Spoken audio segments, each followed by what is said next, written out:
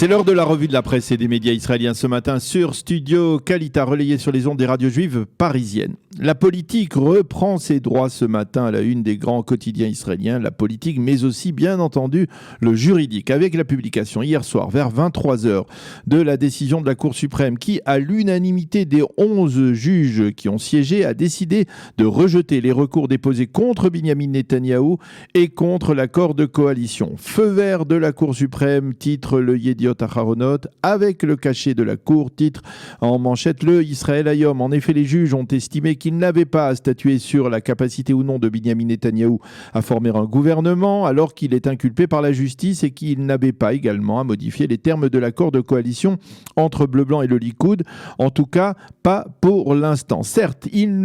comme le souligne le Yediot Aharonot en sous-titre, il ne faut pas minimiser la gravité des accusations. Quant à l'accord de coalition,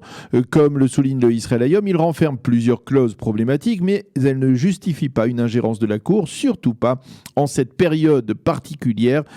alors que la crise du coronavirus se poursuit. Au bout du compte, et c'est la manchette du quotidien gratuit ce matin, Binyamin Netanyahou pourra former son gouvernement, et le Yediot Aharonot annonce que ce gouvernement Netanyahou-Gantz sera formé et présenté à l'aval de la Knesset mercredi prochain, après que plus de 61 députés, dont les députés bleu-blanc, aient signé, probablement dans le courant de la matinée aujourd'hui, en faveur de la candidature de M. Netanyahou, et que ces signatures aient été apportées devant le président de l'État, qui doit donc confier à Binyamin Netanyahou le soin de former ce gouvernement, probablement dans le courant de l'après-midi ou de la soirée. Le Haaretz, lui, insiste dans son site internet sur une autre phrase marquante dans le verdict des juges: une ingérence extérieure dans la formation du gouvernement porterait atteinte à la décision de la majorité du peuple qui est à la base de notre démocratie, ont reconnu les 11 juges. Dans son éditorial qui commente ces derniers développements importants, Ben Dror Yemini, dans le Yediot Aharonot, écrit que les juges ont pris hier soir la bonne décision, pas seulement sur le plan juridique, mais aussi sur le plan public. Elle met fin à une période récente au cours de laquelle les juges ont pris trop de décisions activistes. Hier, les juges sont revenus à plus de retenue, et il faut espérer que cette décision aurait été prise même sans les menaces lancées ces derniers jours par certains responsables du Likoud. Mati Tourfeld précise tout de même dans le Israël Hayom que la Cour suprême s'est réservé le droit de s'immiscer dans l'avenir dans l'accord de coalition lorsque celui-ci deviendra une loi, prendra effet de loi. Ce sont les deux seuls éditorialistes qui ont eu le temps de publier leurs commentaires avant le bouclage de leur quotidien, mais il ne fait aucun doute que demain, dans leurs éditions du vendredi, de très nombreux éditorialistes commenteront cette décision, on peut le dire, à caractère historique de la Cour suprême. En attendant, le Maariv évoque ce matin dans son site d'information internet que la Knesset votera en seconde et troisième lecture aujourd'hui, dès ce matin à partir de 9h, les amendements aux lois fondamentales du Parlement et du gouvernement afin que l'accord de coalition soit validé. Ensuite, le Premier ministre recevra officiellement le mandat des mains du président de l'État pour former son 5e gouvernement, après celui de 1996, de 2009, de 2013 et de 2015. Le Maariv souligne également qu'il a été convenu hier soir entre Binyamin Netanyahou et Benny Gantz que le mandat de ce gouvernement d'urgence nationale sera prolongé de 3 à 4 ans, et que durant la dernière année, Binyamin Netanyahou redeviendra Premier ministre pour 6 mois et Gantz le suivra pour les 6 derniers mois, ce qui, selon Amit Segal, le commentateur de la chaîne 12, signifiera que même Netanyahou n'aura pas intérêt à torpiller le premier mandat de Benny Gantz dans 18 mois, en sachant qu'il peut encore revenir au pouvoir en fin de parcours. Le Israël Hayom fait ce matin en première page et en page 4 le follow-up de la déclaration de l'ambassadeur américain en Israël, David Friedman, qu'il a lui-même publié hier en évidence, rapportant à l'instauration de la souveraineté israélienne sur la Judée, la Samarie et la vallée du Jourdain. Tempête à la suite des propos de David Friedman, titre le quotidien gratuit, et de citer les responsables du Conseil de Judée et de Samarie qui affirment que cette annexion est un droit historique, tandis qu'à gauche, on qualifie une telle décision de catastrophe ou de catastrophique.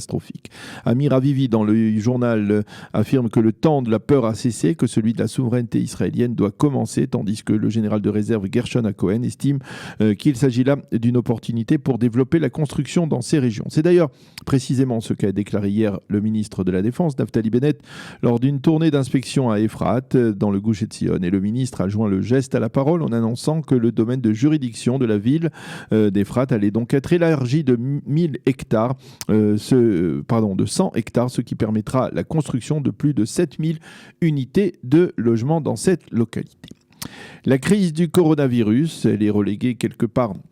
dans les pages intérieures des quotidiens israéliens qui reviennent ce matin sur ce que le Yediot Aharonot appelle l'imbroglio des crèches. Il a été confirmé d'abord que les crèches publiques réouvriront dimanche matin, mais l'imbroglio parce que 30 à 40% de ces enfants ne pourront pas y retourner en raison des mesures d'espacement et d'hygiène et de l'étroitesse de ces crèches. Et donc, de facto, il s'agira là d'une rentrée des classes partielle pour ces enfants et d'une vive frustration pour leurs parents. Mais en attendant, dimanche, le Israël Hayom et les sites d'information annoncent que c'est aujourd'hui que les centres commerciaux, les marchés populaires et les centres de musculation rouvriront leurs portes après plus de 40 jours d'interruption. Dans les centres commerciaux, des étiquettes ont été placées devant l'entrée de chacun des magasins et boutiques afin que les mesures d'espacement soient respectées. Et à ceux qui pensent qu'ils vont pouvoir se précipiter sur les centres commerciaux d'Israël, eh bien, le Yediot Aharonot pose ce matin une double page de questions et il fournit les réponses et il explique par exemple que la limite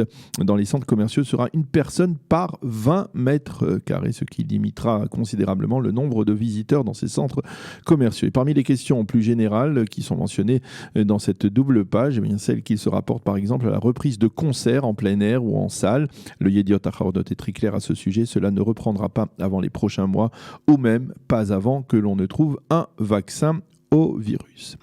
Le Israël Hayom, lui, se penche sur les problèmes des propriétaires de salles de fête qui eux aussi voient leur saison perdue. Pour l'instant, les mariages ne peuvent pas s'effectuer avec plus de 50 invités et leurs salles donc restent désespérément fermées avec un manque à gagner particulièrement dramatique. Restons dans le Yediot Aharonot qui se fait ce matin l'écho d'un premier véritable phénomène de retour à la normale. L'espace aérien étant fermé, les hôtels aussi, pour l'instant, eh bien, les Israéliens se ruent d'ores et déjà sur les tzimmer, les fameuses chambres d'hôtes populaires en Galilée. Certaines affichent déjà complet pour les prochains jours et même pour certaines les prochaines semaines.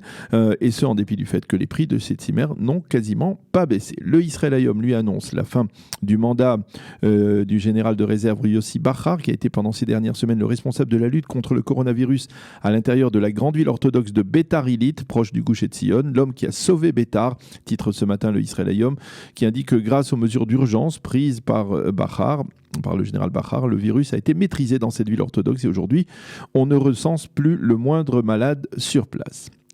Et puis, nous terminerons cette revue de la presse et des médias, ou ce survol de la presse et des médias israéliens avec l'ensemble des quotidiens et des sites d'information,